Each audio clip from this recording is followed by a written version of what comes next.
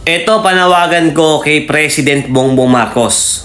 Ito yung gusto kong sabihin kay Mr. President Bongbong Marcos. Sana mapakinggan niya at sana makarating sa kanya. Gusto ko lang sabihin kay Mr. President Bongbong Marcos na nandito kami para sa iyo, handang suportahan ka, handang ipaglaban ka. Dahil wala kang ginagawang mali. Lahat ng ginagawa mo ay puro tama.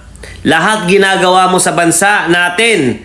Pero may mga taong sadyang nagbubulag-bulagan at nagbibingi-bingihan sa mga magagandang nagagawa mo. Pero Mr. President Bongbong Marcos, bilib na bilib ako sa iyo.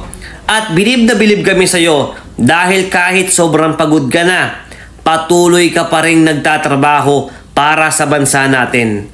Maraming salamat Mr. President Bongbong Marcos dahil sa kagandahan ng puso mo at busilak ng inyong puso.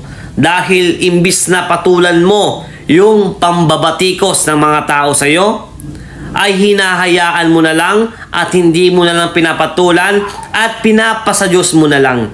Diyan kami bilib sa iyo Mr. President Bongbong Marcos.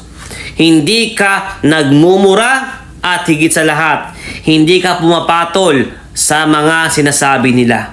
Kaya Mr. President Bongbong Marcos, gusto namin iparating sa iyo na ang dami-daming sumusuporta sa iyo at ang dami-dami pong nagmamahal sa iyo.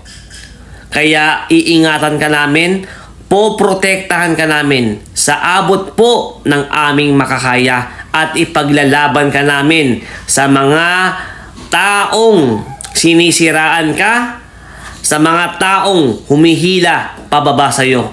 Kaya mahal na mahal ka namin, Mr. President Bongbong Marcos. Tandaan mo, Mr. President Bongbong Marcos, nandito kami, mga solid BBM, mga solid Marcos loyalists. Nandito kami, palaging nakasuporta para sa administrasyon at para sa iyo. Mabuhay ka at mabuhay ang bagong Pilipinas. Nung minura ni Digong at tinawag na stupid ang Panginoon, palakpakan ng mga DDS. Tapos ngayon, mananawagan kayong ipagdasal si Digong. Kaninong Diyos niyo ipagdadasal si Digong? Ha?